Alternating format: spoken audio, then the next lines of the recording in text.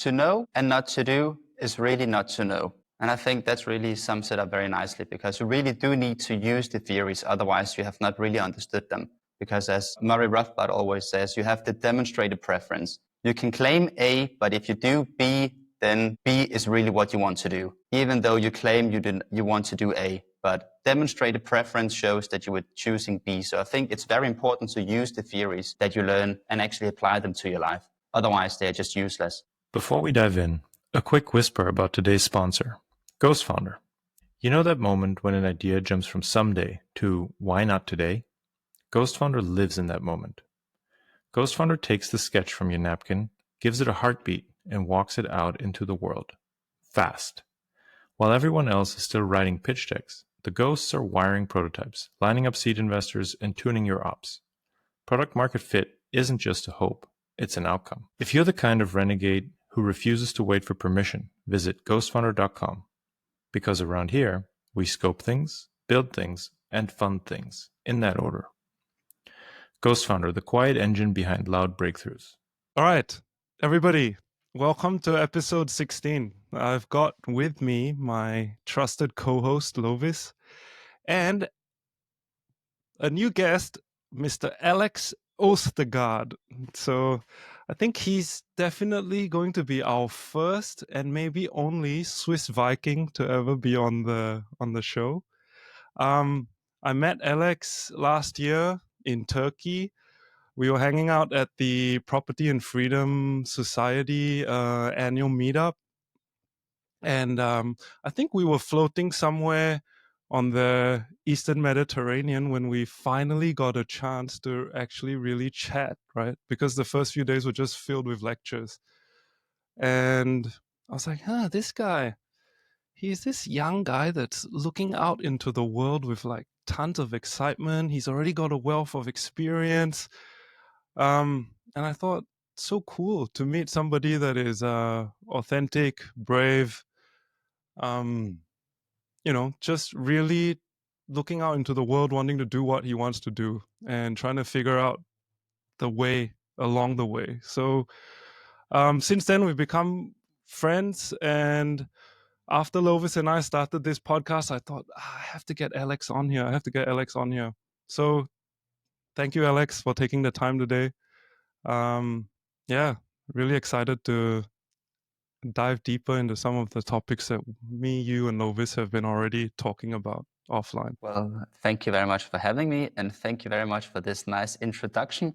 I will definitely clip this as soon as it is online, and I use that for my wake up, for my alarm clock in the morning, because how can you not start with a great day after hearing such a nice introduction of yourself? So thank you very much, Jason. No, hey, I meant every single word. And don't let the beautiful lady sleeping next to you hear that, because she might get a bit offended. Yeah. So, Lovis, you want to kick us off with the first question? I've got a few, but you go. Yeah, so Alex, I'd like to start just kind of going into your background a little bit, trying to figure out who is Alex. And then when we talk a little bit more, I'd like to understand what you stand for, and then how this leads us in broad strokes leads us to a interesting business venture, investment venture that you're involved in. But so just to kind of outline the broad strokes. So Alex, when you think back to your upbringing, your childhood, and maybe early influences, can you identify or can you point at some moments or conversations that helped shape how you see the world? Yes, for sure. Well, my father is a very disciplined and very intelligent young man. I would still consider him being a young man. He's 60, but he's biological very young. He and one of my friends, Gentian, and myself started what we call the Gentleman's Club, where my father decided to give us books that we had to read during the week, and then we would meet up every Sunday and discuss the topics of the books that we read. And we started with psychology and self-improvement and the self-image. So we went through Jim Rohn, Anthony Robbins, Dr. Maxwell Maltz, so Stephen Covey. So all these very popular and well-known self-improvement books. And then we went on to Austrian economics, where we read, started with Henry Hazlitt, went into Murray Rothbard, Ludwig von Mises, and then of course also Hans Hermann Hoppe. And then also, of course, some business books like The Rich Dad, Poor Dad of Robert Kiyosaki. Read some of the Rich Dad educational books, and then also classics like J. Abraham and a lot of sales books as well. So my father has definitely influenced me quite a bit. And during our talks, I grasped a lot of, or added a lot of new theories to my repertoire, which has been very nice and useful. So you definitely try to put whatever you've learned into practice? Yes. The idea being that better theories lead to better choices, and better choices lead to a better life. So the theories really do have to be usable and applicable. So we need to be able to use them in our everyday life. And just me speaking from personal experience, right? I always feel like if I haven't actually done it myself, or let's say broken it down myself and then explained it to somebody with some actual real anecdotes, I don't really know if I've really understood it, right? Like I think the word understand in English can be a bit shallow, because you can read a theory and understand it, but then you can live it and really understand it, right? Yeah. So have you found that putting some of those theories into action actually made it more colorful, that it added more layers, for example? Yeah, for sure. To know and not to do is really not to know. And I think that really sums it up very nicely, because you really do need to use the theories, otherwise you have not really understood them. Because as Murray Rothbard always says, you have the demonstrated preference. You can claim A, but if you do B, then B is really what you want to do. Even Right. though you claim you want to do A, but demonstrated preference shows that you were choosing B. So I think it's very important to use the theories that you learn and actually apply them to your life. Otherwise, they're just useless. And I think you do that when, you always make choices and decisions. That's what makes us human. We act, as Ludwig von Mises said. So acting, of course, implies that you choose, and choosing implies that you have theories. So you really need to, so you're always using your theories. You just need to be aware of what kind of theories you're using. So I think you always, and then just be, newer theories should really, newer and better theories should replace the old ones that you have. And that is the beauty about learning, that you can actually see that your life just gets better. You make better decisions and hence live a better life. Mm. I've heard, oh, sorry, Lovis, you go. Could you give a simple example? Like, can you point to one theory that has helped improve your life in some way? Yeah, well, I'm sure we will get into what we do, or what I do for a living, which is real estate investing in Switzerland, which has been greatly influenced by the economic theories that we have gathered through reading Austrian economics, where if you believe in Austrian economics and the theories that you read there, then you know that private property rights is a very important part of your life and your theories. That's why we chose Switzerland, where there is respect for private property rights. So the government and the other parties cannot come and confiscate our property, which is very important when you do in long-term investing. And then, of course, also micro economic theories, and also inflation, of course. So we chose to invest in Swiss real estate because we will profit from inflation. And right now we are in an inflationary environment. Hence, we chose an asset that actually increases we chose to do an investment where we actually profit from inflation. So these theories, the Austrian economic theories, really helped us decide where to invest our money. And then we came up with this investment case. Yeah, it's interesting because when I first got into thinking about investing and studying, macroeconomics, not like you have from the classical books, but actually just listen to all the different pundits out there, right?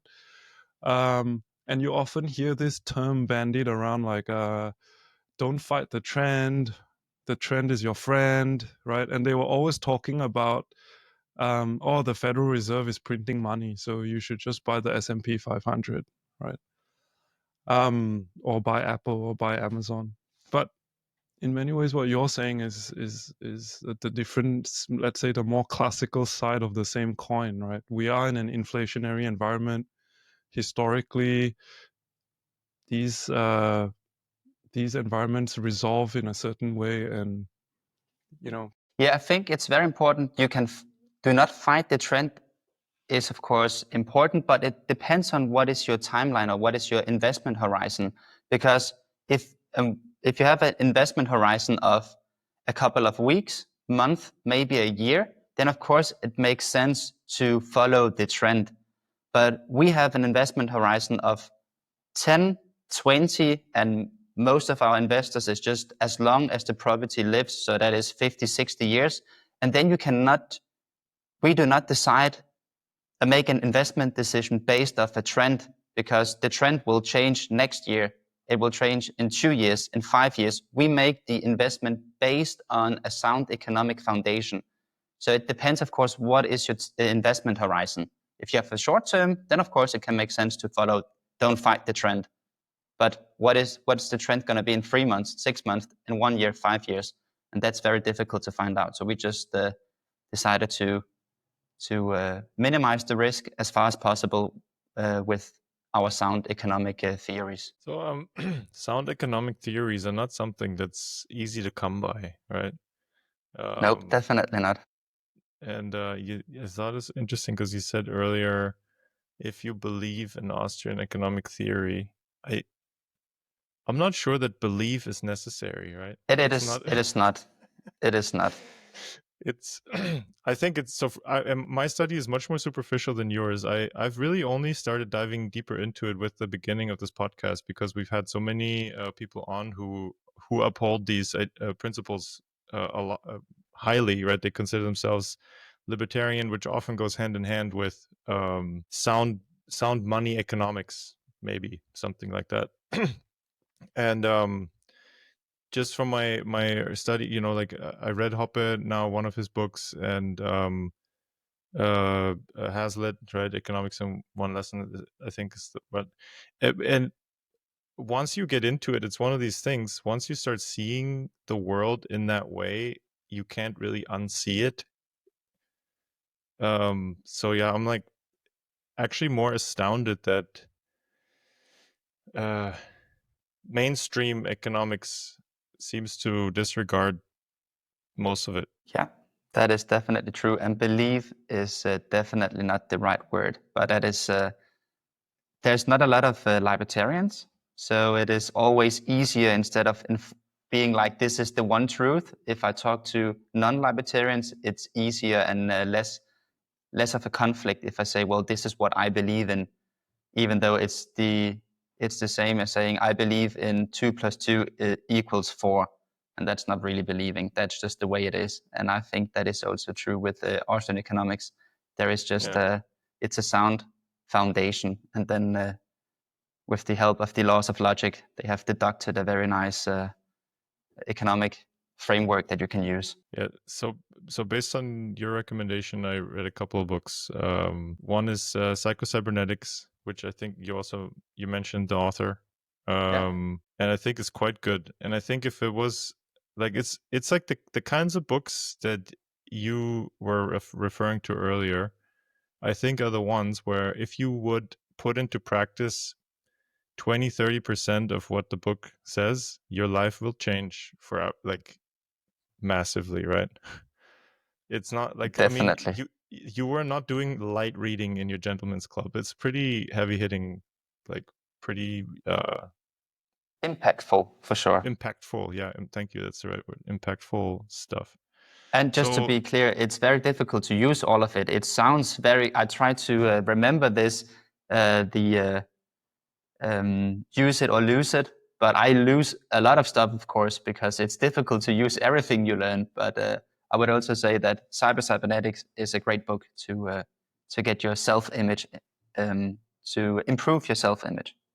So just for the audience, what's some very broad strokes from, what are these books about? Just so they know or can get a grasp.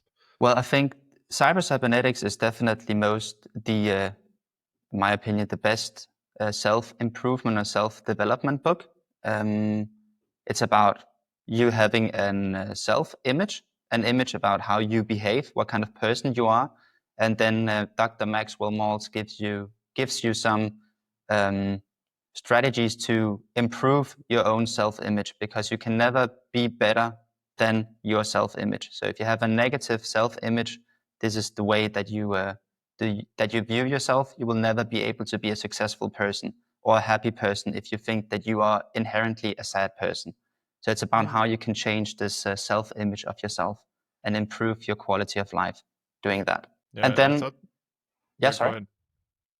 No, I thought the story of how he came to that knowledge was also so cool. Like he was a very well known, I guess, prominent plastical surgeon in the U.S. And he realized over time that people would come to him and they would feel terrible, and he about something, right? So I have a big nose, and that's the reason why I'm sad and depressed.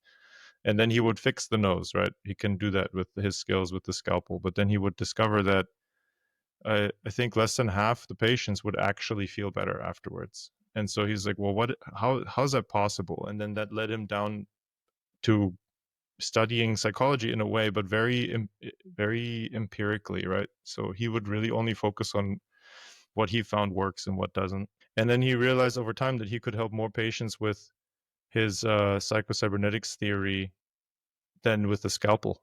So I think for a surgeon to have that realization, like I don't know, like if most people haven't been around many surgeons, but they're pretty intense people usually, and they're They very like much like, no, to cut. this is the yeah. They like to cut, right? So they for them to admit, it's like, oh, actually, there's something better. That's pretty hard to swallow for most of them, I would say. Yeah, I agree. And it's a really an incredible book with a lot of actionable steps that you can use to improve your own life and your own self-image. So I would like to talk a little bit about your educational path in general. So, we were hanging out in Switzerland, driving around, and I mean, you do a very good job kind of bleeding knowledge that you have into everyday conversation, right? So you try very much to apply what you know to make life better for you and for others. And so I felt really refreshing spending time with you. And so 1 second, I was like, wait, did you go to university? And you were like, no. No, I And think that's that we took that from Doug Casey, because my father, again, has read a lot of books, and he has I think he has the best theories in a lot of aspects of life. And we decided to then do this gentleman's club with my friend and partner, Gentian Percola. And that was, I think it came from Doug Casey, who is just that you should go out and get real experience in life. And my father then just gave us the theories for life that you need. Of course, the self-development and having the confidence and the social skills to actually succeed in life. And then also the sound knowledge, which is the economic theories that we read in the Austrian economics books. And then we got sent to Palawan, the Philippines, to work on a coconut plantation there and help in the beginning. It was a startup at that time, and we helped build some of the procedures at this plantation and the factory that they were building. Because Doug Casey said that you should go somewhere where just because you are white, you will have an advantage, which is, he says, Africa and Asia, because it should be easier for you in a poor country because you are white and you will get a lot of recognition just because you are different. It's easier for you to get in contact with a lot of important people at these places, not because you just are white, but because you are different from the local people there. So he said You stand out. exactly. You stand out. So that was why we chose to go to work somewhere. And then because we have this investment in Palawan, we were sent down there to work. We had the opportunity. We were not sent down there. We had the privilege to go down there and have the opportunity to work at this plantation. And takeaways from that, how long were you there for? We were there for 8 months in total. Yeah. And it was really out in nothing. It was Yeah. out in Any nowhere. sunscreen? Did you have sunscreen? Yes, we did. Of course we Mosquitoes did. and sunscreen. Yeah. But life is hard. That was the conclusion from that trip. Life is hard, but it's really how you frame. Yeah. And how you see the world, because they have nothing down there.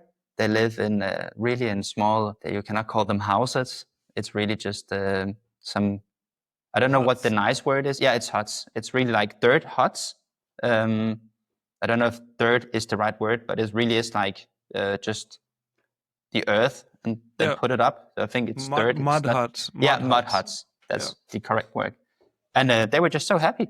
The Filipinos were just such a happy and pleasant, such pleasant people to be around, and just happy. They didn't have anything, but they were just happy. And that was very impressive to see. Did that mess with you a little bit? No, not mess. It was because at that point, we've already been reading some of these self-development books. So I already started to realize that happiness is just a choice, even though it's sometimes difficult if you just have a bad day. That happens. But it's easier if you think about, well, what am I actually angry about or sad about today? And then just say, okay, well, I actually do not have any reason to be sad today. Nobody has died. Nobody is ill. So just be thankful for that. And that makes the choice of being happy a lot easier. So it did not mess with me down there at the Philippines. It was just nice, refreshing to see. Okay. Yeah, because I asked that question because I think when I was about 27, I can't remember the exact year, but I went to the Solomon Islands as a volunteer to help them build some pit latrine toilets, right? I had the chance to do that. And it was like, I've never been somewhere more remote. We had to fly on a propeller jet somewhere to some island, and then after that, sit on a kayak for like 6 hours with a motor, and sometimes not even seeing land, right? And then finally getting somewhere, and they say, yeah, jump out and climb onto the beach fast because there are crocodiles, right? That kind of a place. And then we get there, and that's the thing, right? They're also happy, and the love that they show for their family members it was crazy, right? Like to see that kind of a commitment to your community, to your family, and to your elders and everything, and always with a smile and always respectful. I was there 2 weeks. They have such a hard life. No medication, no electricity, no nothing, right? But always smiling, always looking forward to the day. And why I would say that messed with me a little was because I just come from Singapore, where everybody has everything, and you need to really squeeze it out of someone sometimes to get them to have a happy, bright thing to say sometimes, right? Like people get pissed off because the bus was late or something like that. And so it's interesting that you say that about, I guess, the parallels, and it sticks with me until today, right? I'm always thinking, hey, if they can be happy, what excuse do I have not to be, right? Definitely. And I know there will be someday I will receive a phone call that will really mess me up. There will be something that happens that really just all the problems I have today will be immediately really not worth anything. They will be completely irrelevant when I get this phone call. I'm not looking forward to it, but I know at some point something will happen because that's just life. So every day I do not receive this phone call, it's just a good day. Really, it's just, it's easy to say, but it's really something that I am trying to incorporate into my day. Every time I feel down, because of course that happens, but I then try to remind myself immediately, well, why am I actually feeling down today? There is no reason for it. There was I received a stupid email of somebody who has a problem and now they are angry with me. Okay, but who cares? Tomorrow it will not matter. And even if it matters tomorrow, next week, it probably won't matter. And even if it does, in a month, it won't matter. And in 6 months, definitely not. And in 1 year, I will not even think back to it. So it's really, I try to use that perspective as well. How important will this be in 6 months? Not very much. Yeah. I think I'll borrow that from you. If today I didn't get that call, then who cares, right? Everything else is good. And it will happen. It eventually you will receive the call that will really mess you up. So every day you do not receive this call is just a good day. Yeah, 100%. But I think thinking that way also expands your ability to just deal with stuff, right? And I think it's definitely like something that you can learn is to respond well, when you feel stressed, or, still being able to function, still being able to do what you need to do, even if something happens that's not bad, right? That's not good. And I think if you practice that enough, maybe what the phone call might have been to 20-year-old Alex, when you're 30, you'll be like, oh, this is just another day at the office. You know what I mean? Yeah, it will definitely be less impactful, less bad. So your you will ability not break. to deal with it. Yeah. Yeah. And again, there can be situations where life is hard, just even though I do not receive this phone call that really will mess me up. But there are still things just because it's life that just annoys you and are hard. But then again, I always try to put it into perspective. Most things will be annoying now or messing with me right now today. But next week, it will already be a lot less. And in a month, it will be a lot less again. And then 6 months from now, 1 year from now, 5 years from now, there's really not a lot of stuff that really impacts my life 5 years from now. That is only this phone call that I will receive at some point.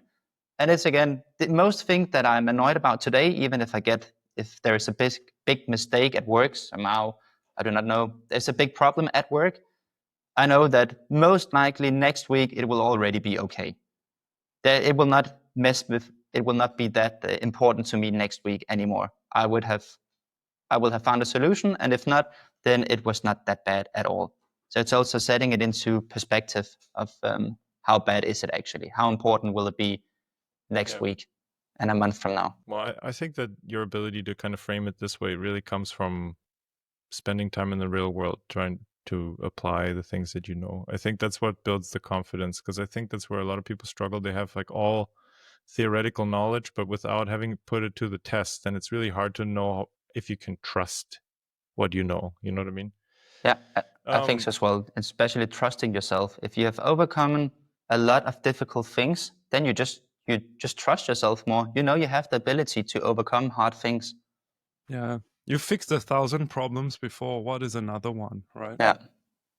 So, Alex, with your kind of non-traditional education path, I guess nowadays non-traditional education path, what would you say these days is a well-educated person? That's a good question.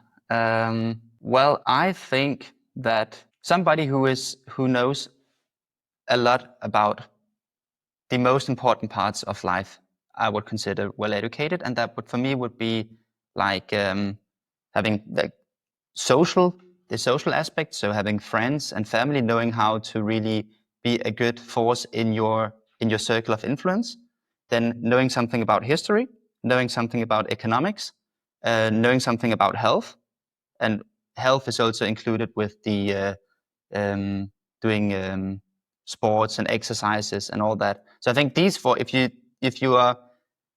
are well read, or if you practice your theories that you have in these 4 aspects of your life, I think then you are a very educated person. That is what I would consider.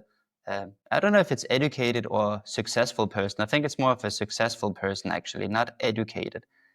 Educated, I do not know what I would consider that. I do not have a definition for that. What would your definition be of an educated person? Well, I think you have to have a PhD in something. Otherwise, what are you even trying to do? No, I mean, clearly, I don't believe that. I did go to uni, right? Because what I wanted to learn was engineering, and but then the thing is about it, I am actually more interested in entrepreneurship, generally speaking. but then engineering helps me make stuff and I can sell that skill. So that's kind of, that was kind of my pathway getting into entrepreneurship. But then really I'm able to make things because I went to, because I'm a trained mechanic and I put hands-on stuff, right? So I was an apprentice for 3 years, getting my hands dirty, actually making things, repairing things. And that ended up giving me a massive leg up going to university, which the two together is valuable. Having done one or the other by itself is not quite the full picture. So for sure, I think somebody who has, I think, studied, which I mean, getting really deep into a topic, but then definitely spending an equal amount of time or maybe more time actually applying it.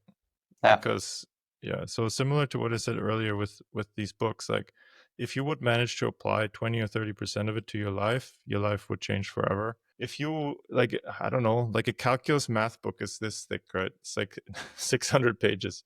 If you could actually confidently do 20 or 30% of that, you would probably be a top 1% mathematician, like in real life, right? Yeah, and I think for me, it's definitely education is definitely not interlinked with going to university. I don't think that is not a requirement to be an educated person. No, I don't think so either. I don't know who said it. I never left. No, anyway, that's important.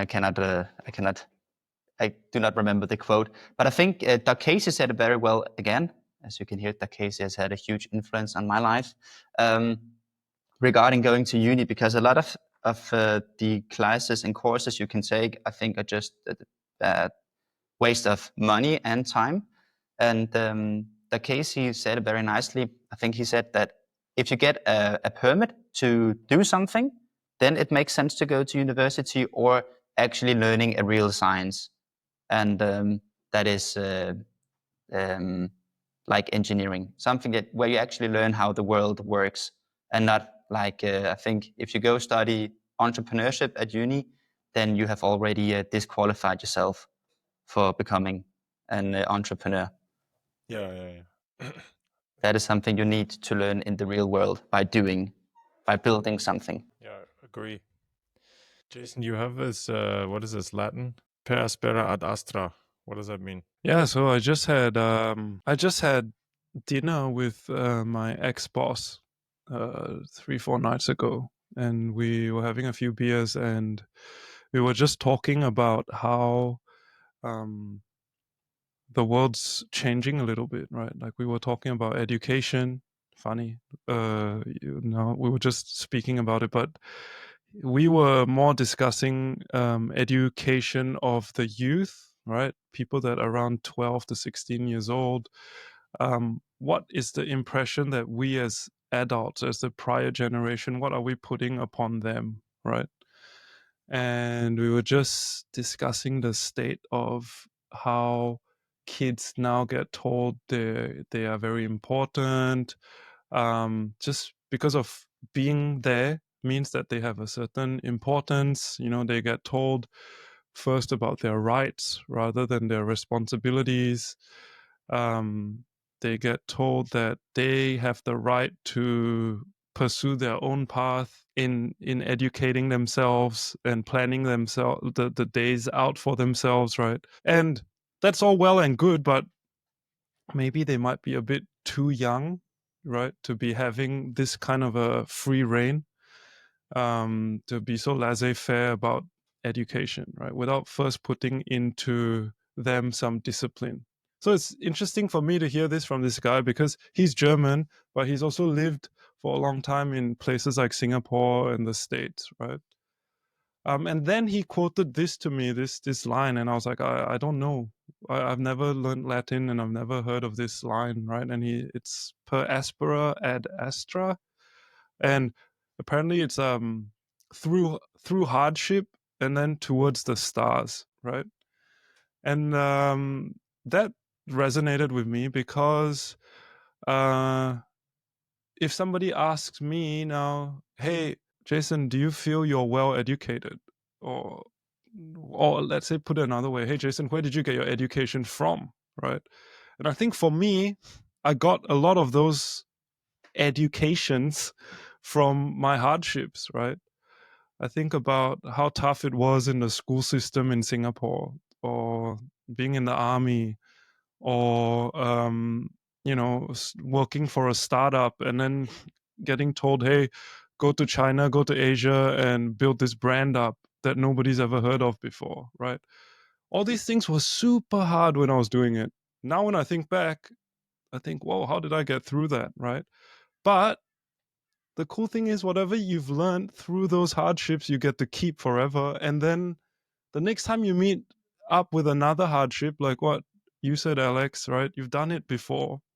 And then I think that also bleeds into the self-image thing that you were discussing at the top of the conversation, right? In your self-image, you know you've done it before.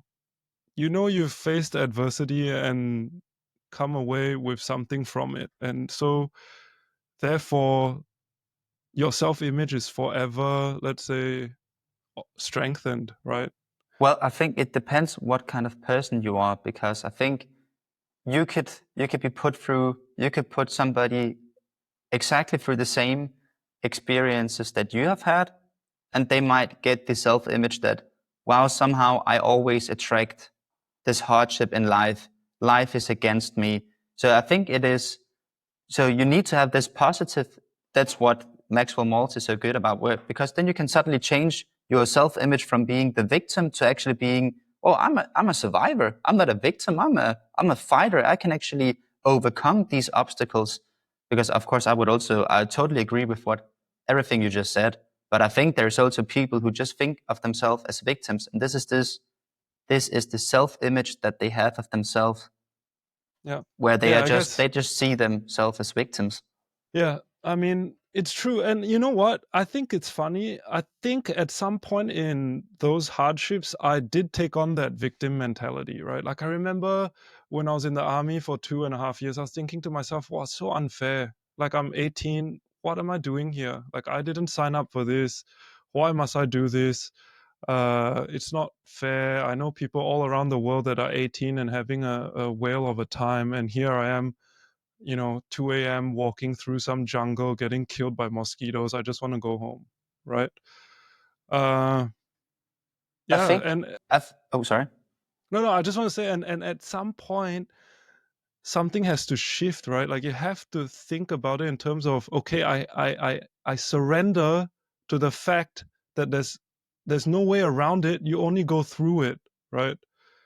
And I think the moment that happens, then your whole persona changes, right? You, like what you said, the because of that mind shift, the environment actually feeds you differently.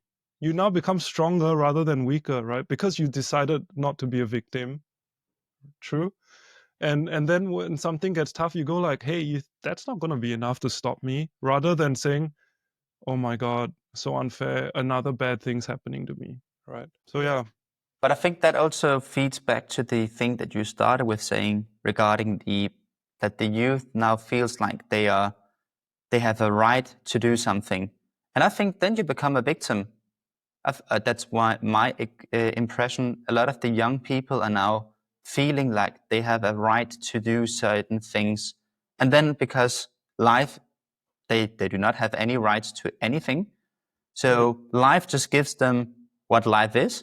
Like you said with the army, suddenly you have to go to the army, and they're like, well, I have a right to pursue my dream. Well, no, you do not. And then suddenly you become a victim because, well, my parents already always told me that I'm so special and that I have a right to do this and I can do that. But then suddenly life just hits you and it's like, well, life doesn't think you are that special. And then you become a victim. I think that's my opinion. I think there is a correlation between giving people this, they have a right to certain things, and then becoming weak, where they do not have to work for these things. They somehow just think they have a right to it, and therefore it should be immediately given to them. You're right. I mean, it's this idea of how equity, right? Equality versus equity nowadays is being touted as we can guarantee positive outcomes for everybody. It's like, no, nobody can. It's impossible. And you are free to go and create that life for you, right? That's what I think, that's the best you can ask for. Yeah. But nobody can make it for you. And if somebody would hand it to you, you wouldn't be the person to be able to actually take advantage of it, right? So in case of business, right, if you're the person who built a successful business, makes a couple million in revenue per year with nice profit margins, and it, that buys you a great life. If somebody had built that business for you and then just hands it to you and say, here's the keys, have fun, it will be dead within a couple months, because you didn't learn how to actually do it, because you have no experience on what to do with it. And so I'm reading Atlas Shrugged right now. Well, I'm saying reading, I'm listening to it, but for me that's how I find time to do it. And it's like all about that, right? And it blows my mind, because the book was published in the 50s, and so much of what the protagonists in the book say sounds like it was published yesterday, right? Yeah. It's like, oh, it's my right, like, oh, my need dictates what I should be able to get. Like the need is all that matters. Yeah. And like when I Alex listen is to it, raging. when I listen to it, I get physically ill. I'm like, Yeah. wow, it's so on point. And like, I don't understand how somebody was able to write that in the 50s. And then I told my wife, and she's like, well, look, all that means is that this like mind virus has been around. It's nothing new, right? Yeah. It's every age, every period had this influence. Yeah. Did you read Atlas Shrugged by Yes, chance? I read it. Yeah. That was one of the first books that I read when I really got into studying. Then I read Atlas Shrugged. A thick book, a very thick book, but a good one. Massive. Yeah. The audiobook's like 60 hours.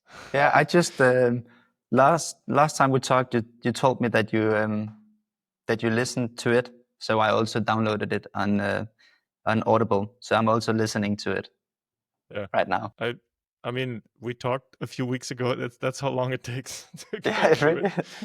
I'm more than halfway through, but the story keeps going, and I don't know. It's really spectacular. But between that, so actually, I've picked up a ton of book recommendations from you, because I also listened to Speculator. Yeah, and I was just about to say, I think again, I'm really like a fanboy of Doug Casey in this podcast, but I think the Speculator and the other books from him regarding Charles Knight, they are just amazing.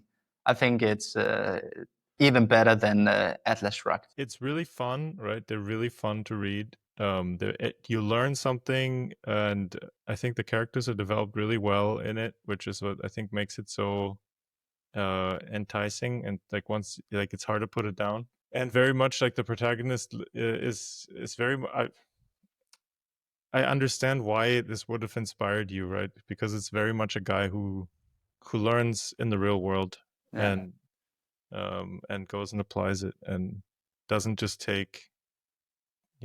doesn't take things at face value. He wants to know more. He wants to know the truth, right? And I just think Doug Casey writes so nicely, and then it's a very good story, and then suddenly just 4 pages, that could be published as an article about something, and then again the story just continues, and it's so nice to have like a good story, and then a lot of valuable insights into an industry. In Speculator, it's into the speculation and making money, trading, the stock market, all that. And then in Drug Lord, it's into the pharmaceutical companies and the FDA. And then in Assassin, which is then suddenly about killing people, taking out bad people. I think very interesting topics, very controversial topics. And Doug Casey and John Hunt just frame it in a way where it actually makes sense, where you get from these bad industries, where you suddenly can say, well, okay, there are actually ethical ways to do it as well. And that sounds crazy when you talk about assassin people, but if you want to know how Doug Casey spins that into something that is ethical, then you can read the books, because they are worth every minute spent on reading them. Yeah, I would agree. I haven't read the other ones yet. You are lucky. No, yeah, I know. I'm looking forward to it. What? So just we've touched on a couple. So we've already said a lot about Doug Casey. But so, for example, Hoppe and Mises, like, what are some things that you would say you've taken away from them that have made a difference in your life? Well, I think if you read Austrian economics, especially Ludwig von Mises, Murray Rothbard, and Hans Hermann Hoppe, you will start to develop a very specific way of thinking, a tool in your mind that you can use to take better decisions. Because there are arguments that they build in the books and how they describe different problems and how they solve them and how they build an argumentation. It's just incredible. It is, we call it bench pressing for the brain, because that is the heavy lifting. And I actually do believe you will become more intelligent by reading these books. And I can personally feel it. My friends can feel it. When you read Austrian economics in the morning, your brain is just working on a different level. You cannot speed read anything from Ludwig von Mises or Hans Hermann Hoppe. You need to sit down and focus and read every sentence. And I read 4 pages a day. That's all I get in the morning, because everything else would just be a lie to claim that I understand what I read. I need to read it slowly, and it's so heavy. There's so much information and knowledge in there that I think you will gain a certain tool and framework to make better decisions. And that is what we do while working on our business. Then it's always just making better decisions. And I think Austrian economics really helps us do that. Oh, it's cool that Besides of all the theories that you get, of course, but just the framework itself. I like how you frame that, because when I think for most of the people listening in, when you say, "Oh, it makes you more intelligent," the first reaction would be like, "Ah, but I'm probably born smart or born not so smart, right?" But the way you frame it is, you read these things, you get the framework to make better decisions, right? And what is intelligence if not decision making? Yeah, right? You decide what you want to do. Well, I have Rothbard, and this book is it's a thick book. It's Man, Economy, and State.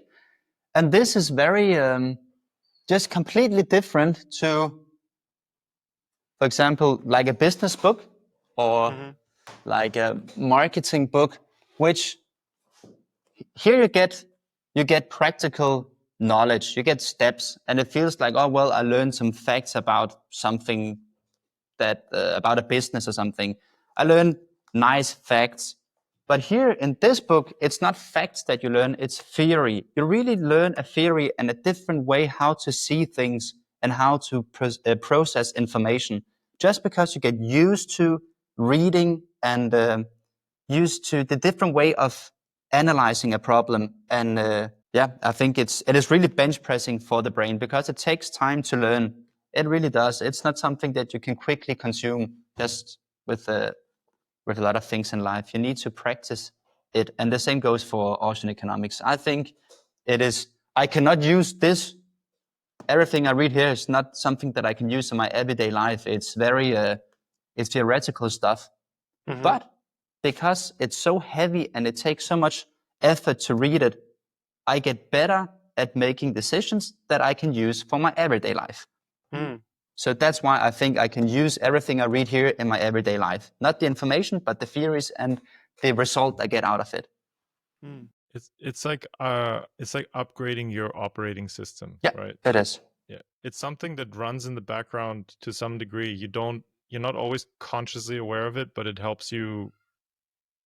Perfectly put. Upgrade. Yes. It's your operating system that you can upgrade. Yeah. You're programming a new one. Yeah. We'll put those books in the show notes. So those people just listening in and couldn't see, I think it was Rothbard for the theory. That was Man, Economy, and State, and then just the E-Myth revised and 80/20 Sales and Marketing from Perry Marshall. Those are all. I don't think I've read 80/20, but E-Myth is excellent. It's an excellent. It is. That is one of these business books that we read as well. Yeah. Just a classic business book. Easy to read, good points, but nothing compared to Austrian economics. Yeah. Different use. Of course, very different. But the thing is that I would say I don't know. It's probably still true that most business owners have not read E-Myth, and then also the ones that have read it don't apply most of it. And if they did, It would their be business would different. be better. Yeah. What's the book about? It's about creating SOPs, or standard operating procedures, and know what to do and how to do it. So your customers always get the same exact quality and can always expect the same exact quality. So you have a standard in your business, and you are actually trying to build a machine that works. Right. So The how to framing- gain leverage without, or how you multiply your leverage without it getting multiplying mistakes in a way, is it? Well, the framing the author uses is think of the business as the product. So say you're running a bakery, first figure out how to make this bakery successful, then figure out how to create an SOP so that this bakery could exist 100 times in different cities, different countries. So he's very much advocating like the franchise model, right? For small entrepreneurs to get rich, end up, build it as if it's a product and then sell that product to people for a lot of money. And I don't think that everybody needs to franchise their business, but thinking about it in that way definitely helps. Yeah, it does, because then everything, it's copy paste. If you can copy paste your business, then you have a standard for everything, and the processes are just smoother. The employees, it's easier to get rid or replace people, and everything is just much easier if you know how to do it, if you have a guide on how to do it. The difficult thing that we have found out is then also using these standard operating procedures. So you actually get people to go through them and actually do them, because it's easy to write them once, say, hey, here we have the procedure, that's how we do it, put it in a drawer, and then you forget it. And that has been the challenge that we have had in our business. So now we're doing schoolings and like educational lessons with our SOPs from this year on, because we thought that even though we have standardized everything, we still find that some people do not really use them the way we would like to do it. So we have to repeat them again and again and again. Yeah, it happens to me all the time, right? We have a service dashboard for field response things, but then we're more interested in actually fixing the problem than documenting it with a service ticket. So it's like, oh yeah, I already went and did that. And it's like, great, where's the ticket? Oh, I forgot. And while I agree with that in principle, it is important to do it. Do it right. Yeah, anyway. So Alex, how does all this wonderful theory, this very practical application of knowledge, how does that lead us to Swiss? Well, Swiss is a publicly traded company listed on the Nasdaq First North Growth Market in Copenhagen. We have been listed since 2022, July 14th actually. And what we do there is we buy Swiss commercial properties, and then we just take great care of them. And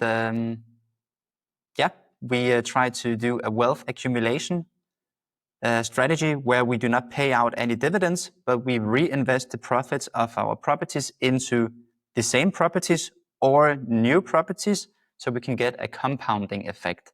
And what we expect is 100% over the first 100% return of investment over the first 10 years, so 10% on average per year, and 300% over the first 20 years, so 15% per year in return of investment. And we've been doing that for 20 years now in our club deal setup. So not listed, but we have done, we've acquired over 60 Swiss commercial properties. Yeah, we do that for a living down here.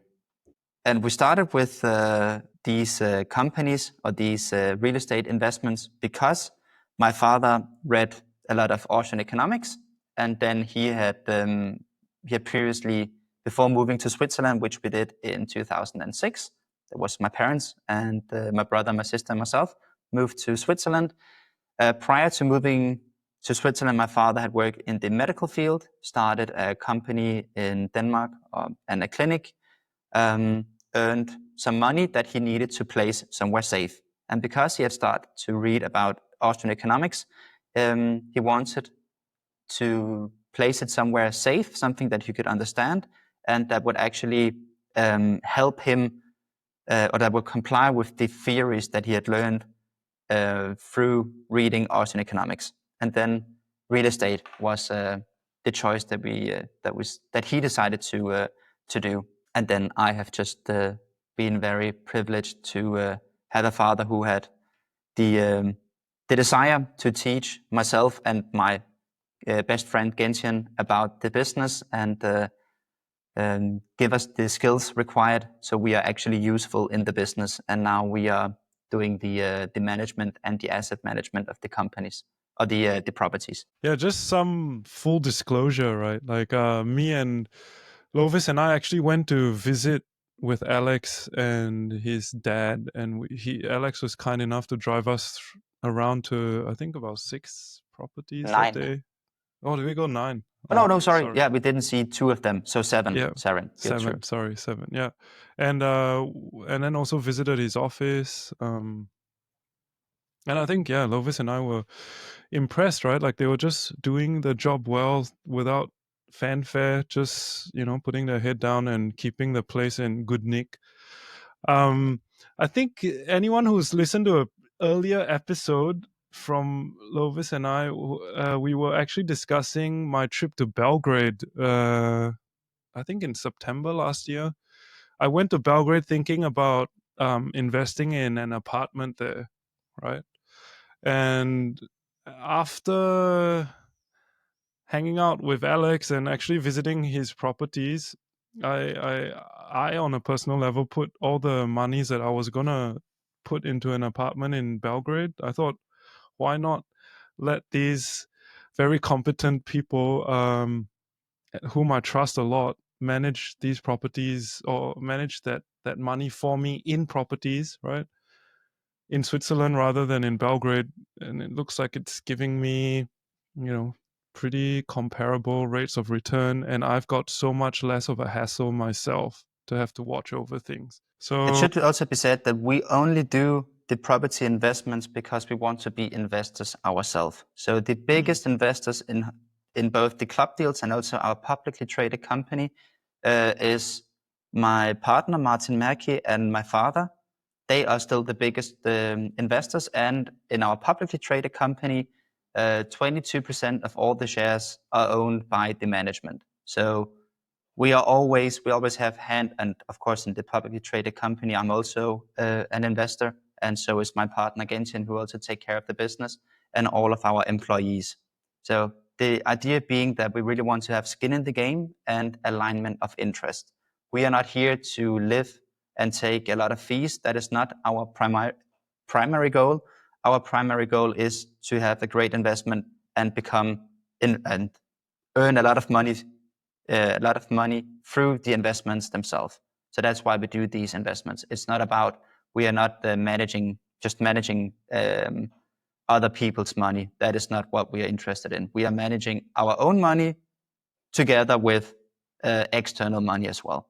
But that is a crucial difference between a lot of investment opportunities. So always ask the guy who wants to sell you something or an investment, how much money is he himself putting into the investment? Because you want to be on the same side as the people operating and taking care of your investment. Yeah, you want to deal with principals, not agents, Yeah. right? Yeah. What so Jason and I have talked about this a lot, and I ended up buying a small flat in Leipzig in 2019 because I also wanted to be invested in real estate, right? And the cool thing about it is it's a rental, right? So really, the cash flow helps pay for it. It helps pay for the property, which is a cool mechanism. But how does that compare? Like going and doing that yourself, how does that compare versus investing in Swiss? Well, it's just always, you could also fix your car yourself or change the wheels of your car yourself, but why not just give it to the professional who can do that? And especially in Switzerland, it's very difficult to get access to these real estate projects that we take, because most of the good projects, they are not on the market. It's always off-market deals. So the properties that we buy, we get access to because we have a reputation in the market of being good buyers. And we've been doing it for 20 years. So a lot of people know what we're looking for.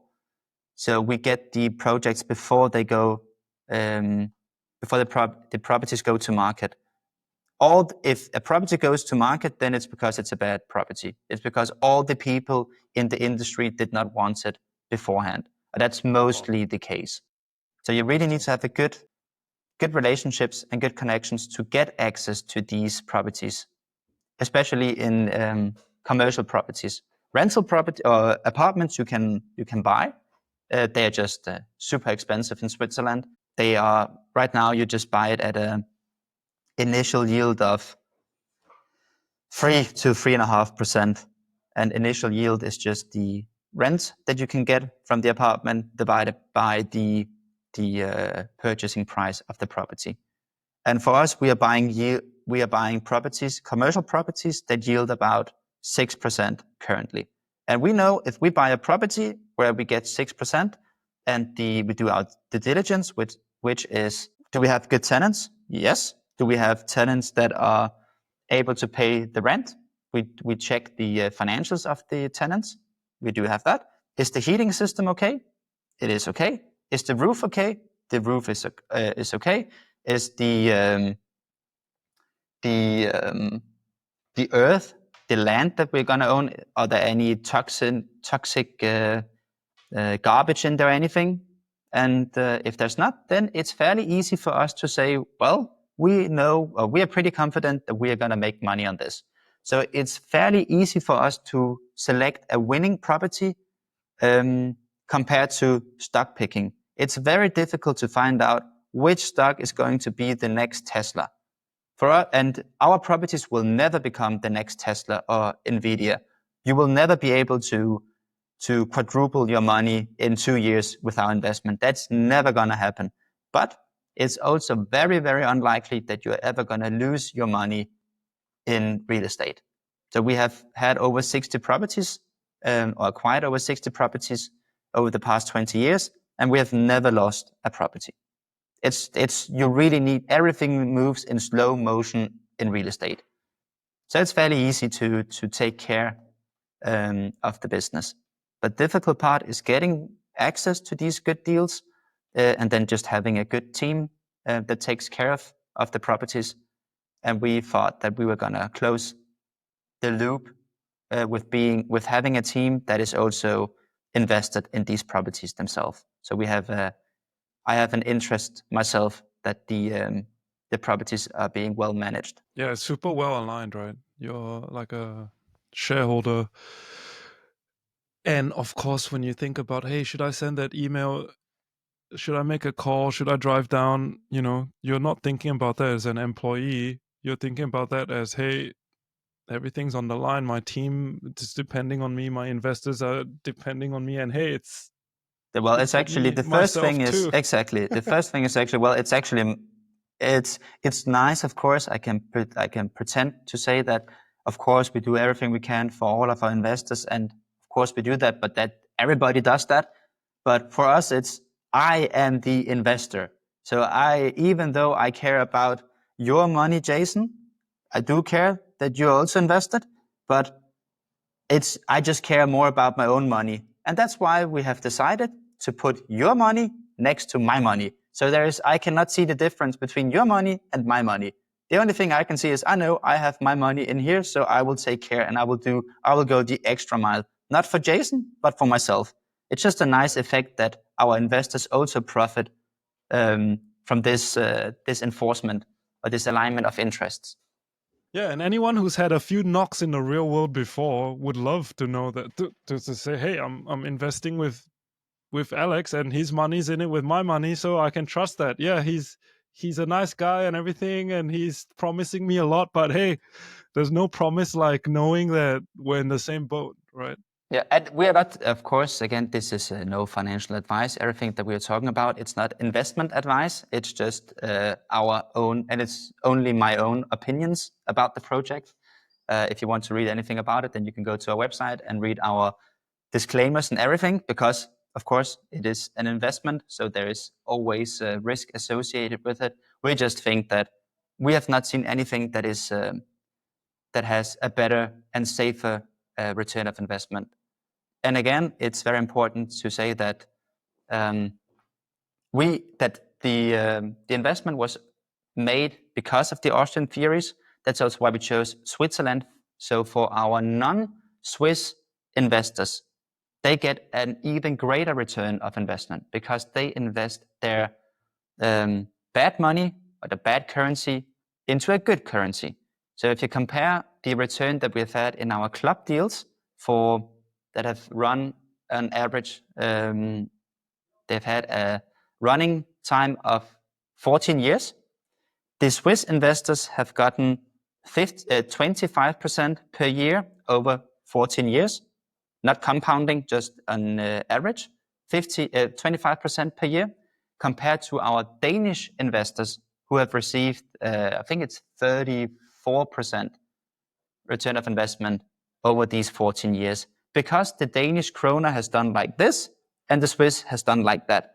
So you have a currency gain. So compared to your flat that you have now bought in Leipzig, what you are doing there, you are speculating on a price increase of the flat, which I think you will receive just because of inflation, but then you're only beating inflation. You do not have, or I assume you do not have a high return of investment through the rents, that if you bought it good, then most likely it will cover all your costs, which is nice. You may even be able to pay back some of the money to the bank, so you're building a little bit of equity, but that is the best case. And in Switzerland, it's not possible. The initial yield that you get, the cash flow is just not big enough to pay back the bank. And you're invested in euros, so you get euros back. And our investors compared that to one of our commercial real estate projects where you buy a property that is already cash flow positive. With the rent that we get from our tenants, we are able to pay back the bank. So we are increasing our equity through decreasing our bank financing. And we have the added effect of inflation, just as you have. It's not as big as in apartments, because you also have an increase in demand. At least it looks like that currently. Increase in demand of apartments, so you have a higher increase in the value, but we still get the inflation benefit. And you have the Swiss francs, which is, compared to most other currencies in the world, is very strong and increasing compared to the others. So you have these three effects that are just, in our opinion, better than most other investments that you can do currently. Yeah, I just jumped onto the Chat GPT just to ask what was the euro and US dollars performance just against the Swiss franc since the year 2000, right? And Yeah, on average, you're compounding at, for the euro, 1.7%, and the US dollar 2.5% per year. per year. So they're doing Compounding. nothing compounding. Yeah, that's crazy. So you just, by being invested in Swiss francs, has already made a huge difference for our Danish investors or German investors. Yeah. And then, I mean, times are uncertain, right? There's a lot of geopolitical shifting going on. There's it sounds like right now there's several active wars, but it might very easily escalate more. How do you think that factors into it? Well, I think it's very important then to select, if you select an investment that you cannot move, just like real estate, we cannot just take the properties and move away. So I think it's very important to select a safe, relatively safe place to invest, which has, and historically, Switzerland has just been neutral and a very safe place in uncertain times. And that is also, I think that is also what you can see currently with the Swiss francs. it's very strong right now because there's a lot of uncertainty. So people are fleeing away from these uncertain areas. And a lot of the wealthy people are moving to Switzerland, and a lot of people who are uncertain in the markets also place their wealth in Switzerland. As a rule of thumb, it is said that around 20 to 25% of all of the wealth in the world is stored in Switzerland. So we have a very wealthy place here. So I think it's a good place to be when times are uncertain. I think it's just something that we profit from currently. When the markets are going crazy, it's just good to be in a safe and stable investment. And again, you're never going to quadruple your money with us over the next 4 years. That's just never going to happen. But we are fairly confident that we can achieve these returns of 10% per year over 10 years and 100% return of investment over 10 years and 300% over 20 years. I mean, just for context, right? I come from Singapore, and in many ways, I feel like Singapore plays a similar role to Switzerland, but just maybe in the Asian hemisphere, right? And I know that in the past years, there's been so much capital flowing into Singapore looking for a safe haven that the government has now put in stamp duties that are massive, right? I don't even know now whether it's 30%, 40%, even more, right? For foreigners to buy properties in Singapore. Yeah. And you know what's the crazy thing? They still do. It can't stop, right? They put up these stamp duties to such an insane level, and foreigners are still buying. So it tells you that people are happy to pay that entrance fee just to know that they can get their money somewhere safe, right? Away from different, geopolitical risks or governments, needing to balance their budgets by preying on immovable properties within their own jurisdictions. And so when I look at that and I look at Swiss, I think, wow, I get the chance to buy a little slice of this safety in the West, right? In this place called Switzerland, and I don't have to pay these exorbitant entrance fees. And that's why for me it's very attractive. Yeah. And it should be said, because now I'm just claiming that we're doing such a great job and blah, blah, blah.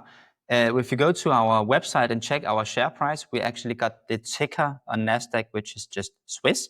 Our share price is, I think it's around 100 Danish kroners right now. And we went public with 107. So our share price has gone down and it has been down quite a lot.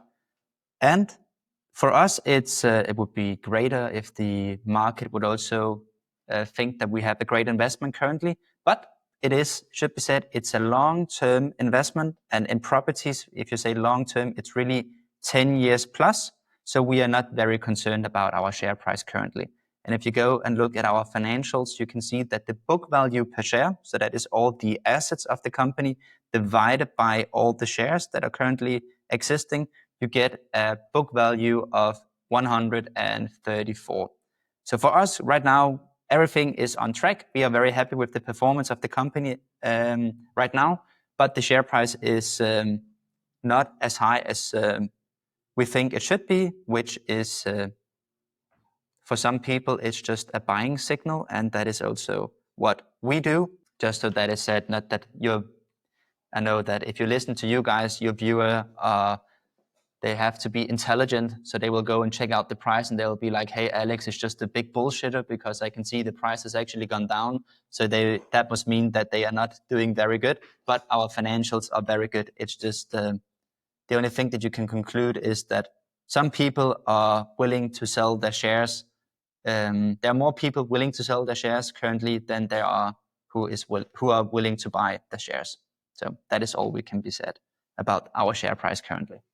Yeah, I mean, I'm sure the sophisticated investor will go through your slide deck and go through all your financials to look at how the book value per share was calculated, how it compares relatively Exactly. to others, So other we are not property nervous about managers. that. It's just, Yeah. it will take some time. It's a long-term investment. Always And we are in do all year your 3. own. Yeah, and you always have to do all your own due diligence, right? Of course, Wherever, whenever. Yeah. So okay. Yeah. Crazy times, safe havens. Alex, what's next for you? I don't know. I don't know. I actually do not know what's next. Probably getting better. In life, in business, in Yeah, love. getting what's better next? at managing the properties, focusing more on even adding more value, because that was actually a very good conversation that we just had, because I will skim this book again, because I still think that I'm a little bit stuck in non-productive tasks. I think there's still a lot of administrational tasks that would make more sense for me to outsource and get better with keeping my focus somewhere where I actually can create value.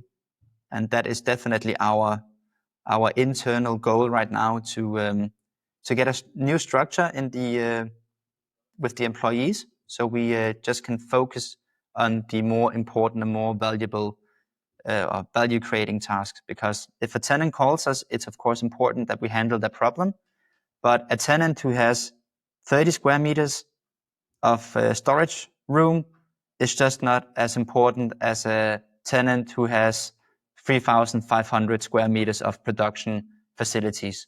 And of course, we still need to manage the one who has 30 square meters, but we need to focus on the biggest or the bigger tenants, because they are just more important. And we do that, but I still think there is room for improvement. So that is going to be our focus in the second and third quarter of 2025, is getting a new structure. And as I mentioned in the beginning with the SOPs, really going through our standard operating procedures again, and making sure that we are really doing everything we can to automate our processes and standardize them. What's so the publicly traded part of Swiss? Well, I guess this separate, right? The club deals are completely separate from Yes. Swiss itself. But so there's 9 properties in the fund right now. Is there any plans to acquire more? Yes, our plan is always to acquire more properties. We are doing capital increases. We only did one last year, and we're currently doing one where we're going to raise money and then to buy and then create new shares to buy more properties. So our existing investors also profit from that, because the slice of the cake that they are owning will decrease, but the cake will just increase. So they will gain from that, because then we will have more properties and they will start to earn more money. And then if we have, every time we buy a new property, there's just an extra stream of income. So we are trying to increase the properties through capital increases. And we are, of course, also always participating with these capital increases. And we have a new employee who started in the 1st of April. So that's also where you can see the share price starting to go up, because we got a former private banker. We employed him as our fundraiser, because he has a very extensive network of investors, and he can of course tell them or recommend our shares to them, because he believes in the idea and the strategy that we're doing. And so we expect to be able to do a lot of capital increases in the future, and hence buy more properties and increase the profits, and hence getting an even better return of investment. Right, and your property management benefits from some economies of scale, right? Where you guys get better, more efficient at handling these. And we are just, again, we get better deals with the contractors, we get better deals with the insurance companies, because we are just a bigger portfolio. But we use the club deals already as leverage. We are with Swiss and with our club deals, we start to negotiate with all of the contractors, of course. So we're already leveraging being a big player. But so when we drove around the area to look at some of the properties, the thing that really stood out to me is Switzerland is so small. It is. Within a few hours drive, we were able to traverse a good chunk of the country, right? Yeah. And that's really nice, right? When you're managing property, because it's not like they're not like 9 hours apart. No. You can get to them in a short drive, pretty much. But that's also why it's important to have this network, because it's such a small country. There's only a limited amount of these properties, so that's why it's very important to get access to these properties. Mm-hmm. And I mean, you told us some stories, which I thought that kind of speaks to the quality of buyer that you are, but also the management, where some companies that have been around for 100 years, they actually want to liquidate.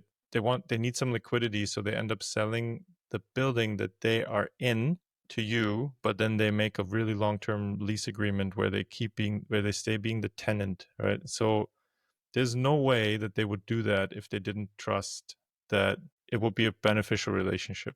Right? Yeah, and we only do that, of course. That is when one of the examples that you now mention is in Wengi, where they built what is it called? The Krankenwagen, the ambulances, and the fire trucks for primarily the Swiss government, but also for a lot of different countries in Europe. So during Corona, they had a lot of capital locked up in these not quite finished fire trucks and ambulances, because they were missing parts that they couldn't import during Corona. And then they needed to liquidate the property, sell it to us, so they had capital to survive until these parts arrived. So it was not because that's, of course, could also be a red flag. Why do you need capital? Why is it that the tenant is, or the owner is currently selling? And in this case, it was because they needed to free up capital in order to pay for their running costs until they could finish this production line. And then we made a sale and leaseback agreement, is what we called it.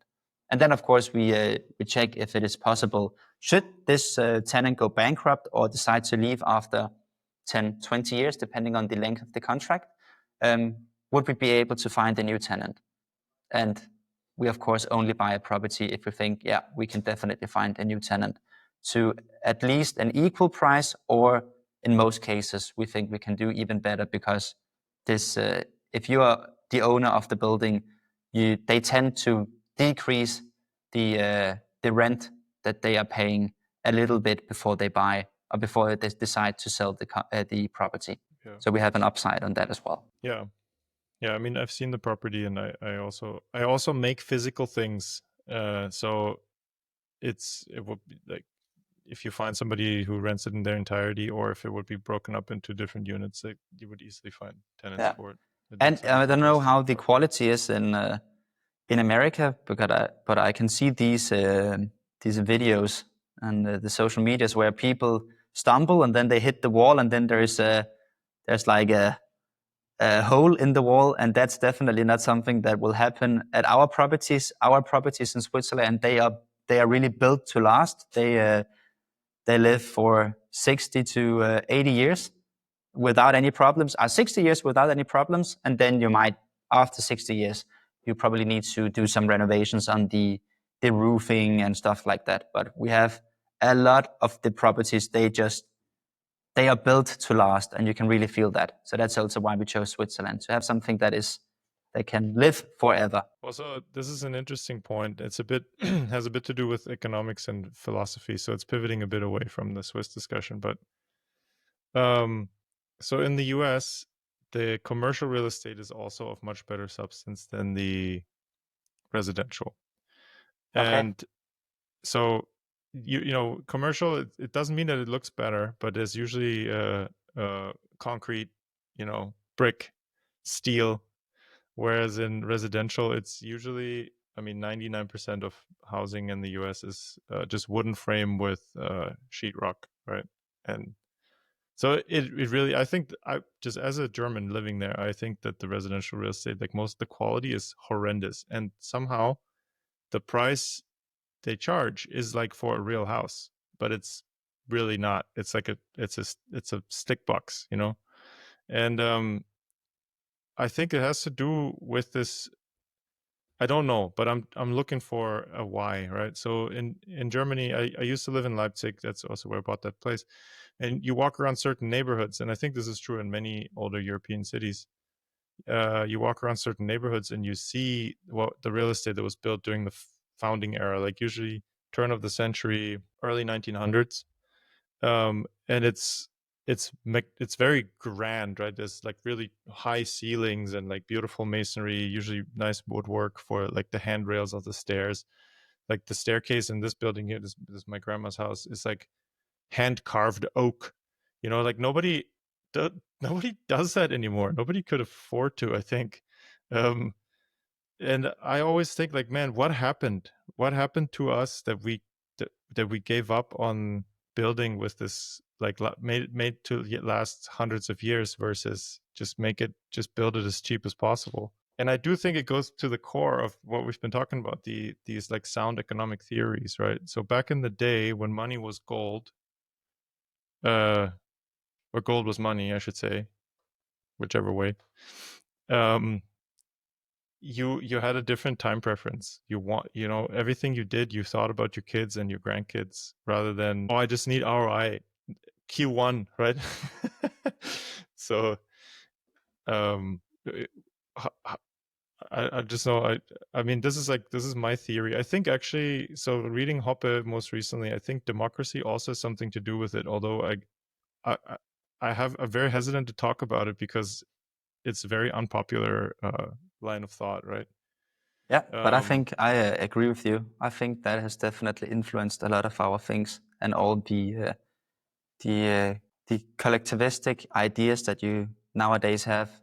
And I think, as you said, with the sound economic theories and sound money, that has, of course, influenced a lot of people and their time preference. Yeah, and then high time preference means I want money. Like if I invest 10,000 today, I look for a return next month, right? Rather than Over the long 10 run. years from now. Yeah. Yeah. And so I think this is a really practical example of how what you were saying earlier, like better theories help you make better decisions, right? And so to me, this kind of ties it all up. um, Jason, do you have any last thoughts to share with Alex? No, I agreed with most of what he has had to say. It's so cool to hear it come from the other side of the world, for me anyway, because I grew up in Singapore, where a lot of these things that we discuss on a head level, right, theoretical level, I sometimes find it difficult, because for us in Asia, it's more like learned experience. Like for us, you don't have to convince me that private property is important, right? For us, it's like trying to explain to me why the sun coming up is important, or why gravity is important. Like just incentivizing people with the right incentives, rather than what the government wants you to do for some theoretical moral reason. It just works better, right? So for me to be having this conversation, and I told Lovis the other day, actually, it's so cool to meet you and Kel and everyone at PFS, right? Because I was seeing these blonde, blue-eyed people telling me that private property is good, right? Yeah, I would like to keep more of the money that I earn, because I'm a better steward of that than some government largesse, right? And for me, it's so cool, because I'm like, hey, I need that. I don't see people or meet people ever in my circle around here that talks about these things. So thank you very much for masterclass in the theories and what we should read. And yeah, I can't wait. Maybe we can check back with Alex again in time to come and see how the different projects are going. see how he's doing personally. And I'm pretty sure if he has kids and there are 2 boys, the first one's gonna be Doug and the second one's gonna be Casey. Yeah, I am a big Doug Casey fanboy. That is definitely Really? true. I don't I don't think it know was if you obvious enough. yeah, I didn't know if I actually if you could feel that, but actually I like him. Yeah, I can tell. I can tell. All right. So Well, should we call it for now for this yeah. episode? Well, thank you very much for having me on, and thank you very much for this conversation. I really do enjoy talking with you two. It's always a pleasure, and I hope we will check in even before we make a new podcast, should that ever be a topic again. But I hope we can start our book club as we have discussed to exchange some good books. Yep. We definitely have to do that. Yeah, I think we should start with one that we've already read, that you've already read, Alex. So I'll start on Speculator or Atlas Shrugged. yeah. Then you should do Atlas Shrugged. I would be in to read that as well. And All right. then we need to decide if we're going to read or Lovis read, like listen to them, just so we're on the same page there. Yeah. All right, cool. Cool. Thanks so much, Alex. Thank you. Alex, And thank you so take care. much. Good travels to Singapore, and then speak to you soon. Yep. See you around. See you. Thank you. Bye-bye. Alex. And that wraps up our main conversation. But we're not done yet. We're going into overtime, where Jason and I unpack some insights, reflect on what just happened, and connect a few dots. And go. That was pretty cool. Very cool. I guess when an hour and a half just flies past like that, it's a nice conversation, right? That's right. It's always a bit of a challenge when because I feel like with Alex we already had the conversation, or maybe even a couple times. Mm. Just when we went to Switzerland in January and met with him, I you knew him, I didn't know him at all, but so it's just like the excitement of meeting a new person and then like finding common ground is so cool, right? It's so much fun. And I just remember sitting in his living room and he was discussing with Gentian about some Austrian economic theory, and I was just thinking to myself, I was like, how lucky am I, like to be here and like meet people who like so honestly and so like not honest, but like it wasn't something they did because we happened to sit there. Like I could just see them having these discussions no matter what. It's just what they do, right? Yeah. It drives them to the core. Like they really embody it on some level, to a level where I wish I could. I mean, that's what I'm working towards, right? So for me, it's an aspiration, but they're already there, and it's very inspiring, right? Like that's why I said in Yeah. the intro for Alex, like he inspires me a lot, right? To see somebody believe in something and try their utmost best to live it out. Yeah. And then right? he's quite a bit younger than us, right? He's like 10 years younger or so. So it's super cool. And then I was thinking, when we first met and we talked about similar topics, and you were like, man, I so wish I could study Austrian economics more, but there's very few resources, right? Very few sources where you can go. And I think now, having been in the space a little bit longer, I think there are, but you're right, it is very difficult. And I think in a way, the point of it is that you have to go and read the original works, right? It's not something that's easily taught as a second, third derivative. You go take a class at uni, very hard, right? That's the point. Because it's this upgrade of your operating system, it changes the way you see the world more so than, oh yeah, I studied psychology, or I wrote a couple of papers and here we are, like, no, it's not like that. It's very well, and I mean, I picked psychology because it's my favorite topic to pick on, which is not necessarily fair, because I think actually Austrian economics has a lot of human psychology elements in it, because at the end of the day, that is what economics is. You're trying to find a theory that captures human behaviors, human psychology, because that's really all that drives the world is that, right? Human action, right? How Human people action, act. right? Exactly. Yeah. And so I think Alex said it earlier, and I was thinking about if I should poke into it, but there was the famous phrase of there. I think, therefore I am. But I think Van Mises would say, "I act, therefore I am," and that is it's a distinct difference, right? We were talking about this yesterday, right? Nothing's inevitable. Death and taxes, but the mirror image of death and taxes is life and production, is what Ayn Rand said in Atlas Shrugged. But actually, you and I were saying yesterday, life and creation is really the antithesis of death and taxes, right? And it's a nice mirror image, right? Yeah, can I say? I think in many ways you know what people say about it's very cliche now when people talk about how, oh, it's not the destination, it's the journey, right? But with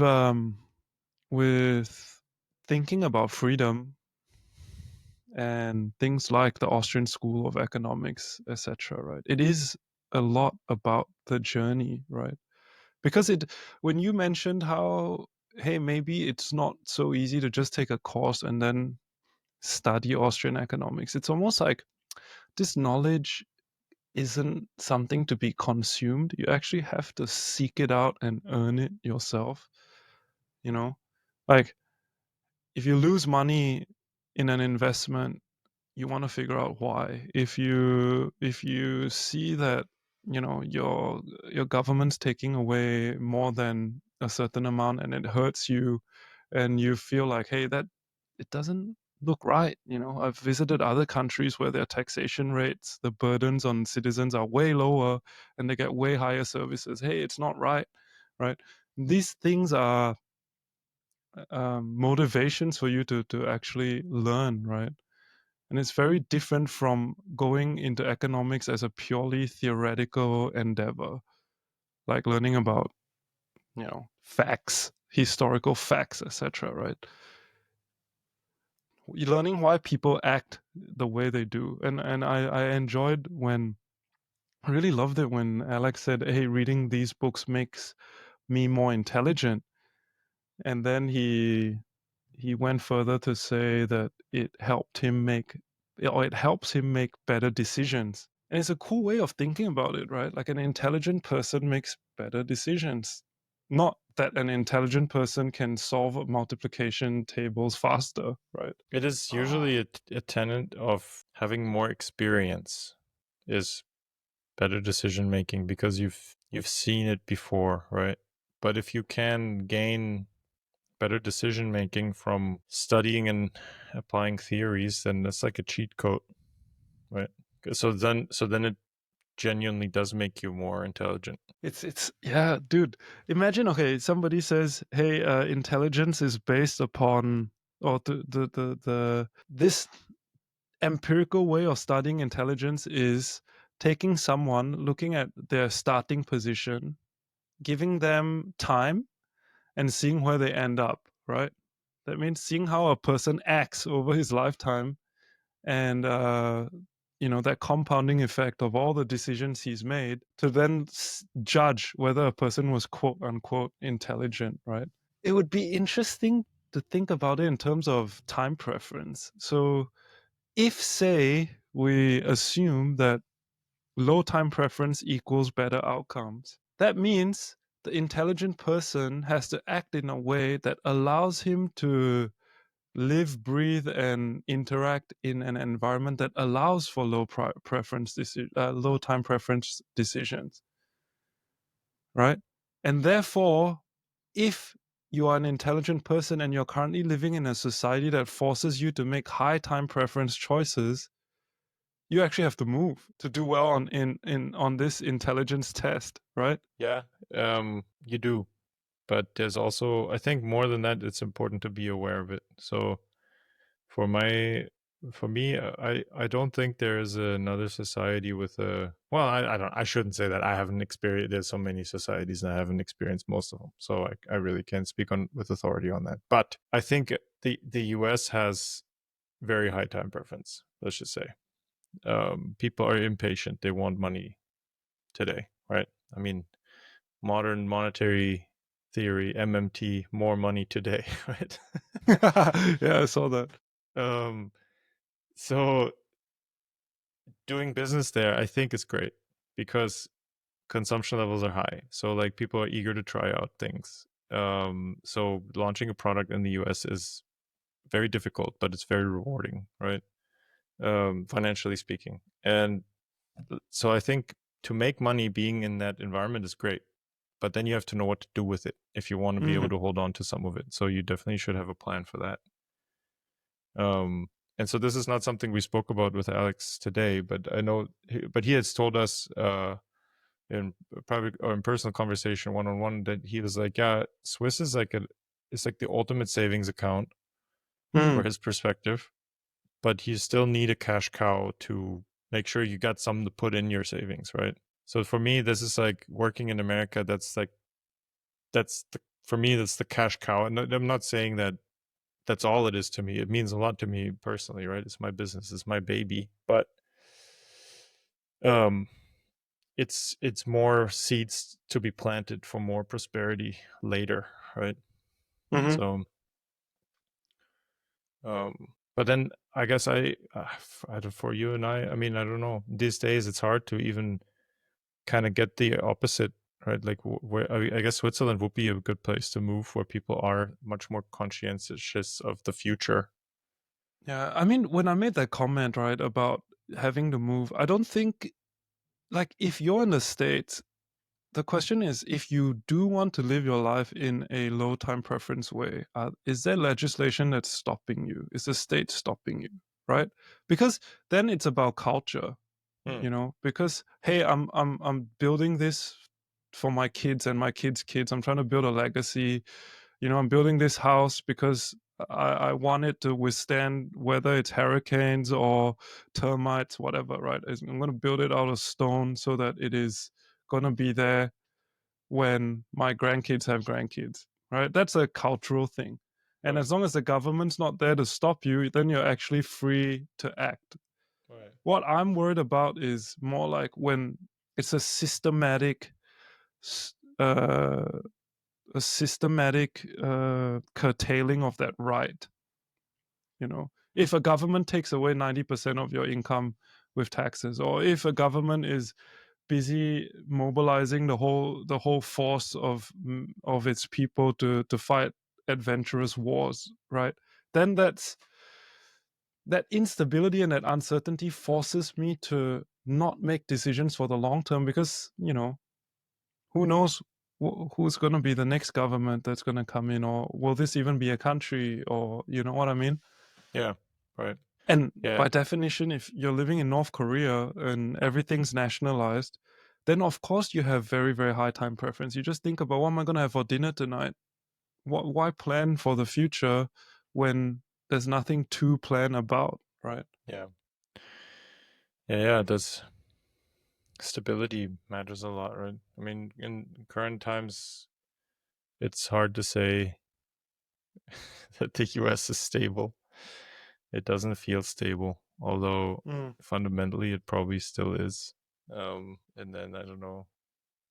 The thing that really bugs me about so within this conversation, so I like Texas a lot in the US. I don't know if there's better, like a state that's more Austrian, I guess, than Texas. There probably is, but I don't know. I haven't looked that closely. Um, but the one thing that bugs me is that they do have pretty high property taxes. So if you buy land or if you own real estate, you are taxed on that, which in many ways just makes it feel like the principle really is, from the government's perspective, we own everything and you're leasing it from us, right? Yeah, because they could theoretically raise those taxes as and when they need to, right? And you think Yeah. it's your land, but hey, at Yeah. 100% tax a year, it's no longer your land, right? Right. I mean, and even so, if you just have a lapse of judgment and you forget to pay or something, the recourse is insane, right? Like they can seize it. yeah, basically. So it's a fairly small offense, I think, can have very drastic consequences. So that's a bit tricky. So I don't really know what to do with that.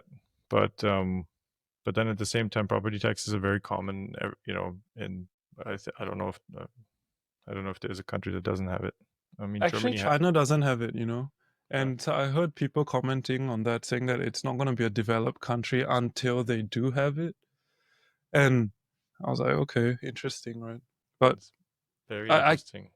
yeah, I guess it's a good way from a governmental perspective. It's a very good way to raise taxes because that property cannot move, and you always know how much you need to raise, and you always know the value of that property, so you can use it as a gauge, right, or a dial. And as well, and from a government's perspective, if they think they're doing a good job, so property values increase, then their tax base increases.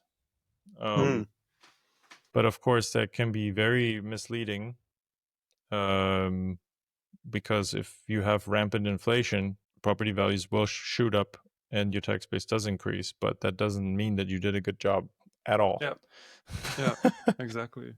So it's very tricky. So then in a way, it gives an incentive to governments to want to Raise debase prices. But dude, in all forms, right? Governments always want to debase. It helps them in every way. Yeah, because they don't have skin in the game, right? It's just 4-year cycle, and you want to be reelected. So that's Hoppe's argument. Why? I mean, there's many more, but this is one of them. He's like, look, this is the definition of high time preference. Your job has a limited time, and the only way to keep it is by putting measures in place that pay off immediately, so that you get to keep your job. And so this is why in this democratic system, this ultra high time preference is baked into it, and it's very, very difficult to get it out with other incentives. And so that's one of the arguments why it's flawed. I listened to an interview with LVG, Louis Vincent Gove, and Luke Roman together on the Gold We Trust interview, right? I think it just came out on YouTube a week or two ago, and I've heard LVG make these points before, right? And he said for the Chinese government, they're kind of different from the rest because they are really, really scared of inflation. Because for them, stability is key, and it's like their existential threat when there's a lack of stability, and inflation is always a factor in driving instability, right? Because once standard of not standard of living, once affordability goes down, people get angsty, right? And so for them, they don't care as much if the stock market doesn't go up, if nobody's driving Benzes, right? They just need to make sure everybody can afford to put a roof over their head. And, the standard basics of life on Maslow's hierarchy is never called into question, right? My friend from Australia just visited, and he was telling me like the situation in Australia now is like the opposite. People with really well-paying jobs, 90th percentile type jobs, two people working, trying to bring up a family, they're priced out of like a very median home, right? Median priced home. And so for them, it's the opposite, right? They're paying rent. They're like, if we do decide to take on a mortgage, it's like almost financially irresponsible at these prices. But rent is going up by double-digit percentages every year. Yeah. So at some point, if salaries don't keep up, you're on the street, right? Yeah, but who's driving? Like, what's driving that market, right? Man, that has to be another episode. But it's just, regulations again. If a government or a regulatory board allows irresponsible taking on of debt, to buy unproductive assets and you put it into the tax code to give people advantages to do that, guess what? It will happen, right? Yeah. And then a lot of people regarding it as a safe investment. So tons of foreign money probably also in the market. Yeah, tons and tons. I But mean, in Germany, it's happening everywhere, I think, in the West. I mean, in Germany, most people cannot afford buying or building a house. At least, yeah, definitely not in the city, maybe in the country, right? yeah, But I mean, that's why I bought in Leipzig, which is like a tier 3. I mean, maybe, I don't know. We don't really do tiers, right? But it's not the no. big fancy city people think about. It's definitely more. It's not known as an expensive locale, right? Right. But then I mean, I've only had it for 5-6 years now, and price is definitely already up. I was just looking yesterday. Price probably increased 20-30%. Which, Dude, last is a night lot. we had dinner at the playground. The kids wanted a pizza. We ordered 4 pizzas, right? Nothing spectacular, just normal takeaway pizzas, right? I'd say like it's like Domino's level or worse, right? 4 pizzas, 62 euros. One in Leipzig, that's nuts, man. Because it used to be like 8 euros a pizza, maybe, you know. Yeah, dude, like how do you afford that? Like that's and it's like margarita pizzas, right? It's like a piece of dough with cheese in a cardboard box, no delivery. We actually picked it up ourselves and walked to the playground to eat it, right? So how can you have that? How can 4 pizzas be 62 euros in a city like Leipzig? Like it's crazy, right? And when I say it's crazy, I don't mean it as a complaint. I mean it as, how is this economy going to balance itself if people don't earn enough to buy the basics, you know? Right. Yeah.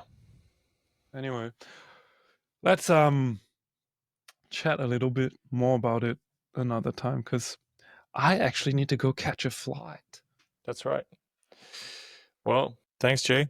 I'll get editing. Yeah, hey, and we got Jen coming on soon, so I'm excited for that one.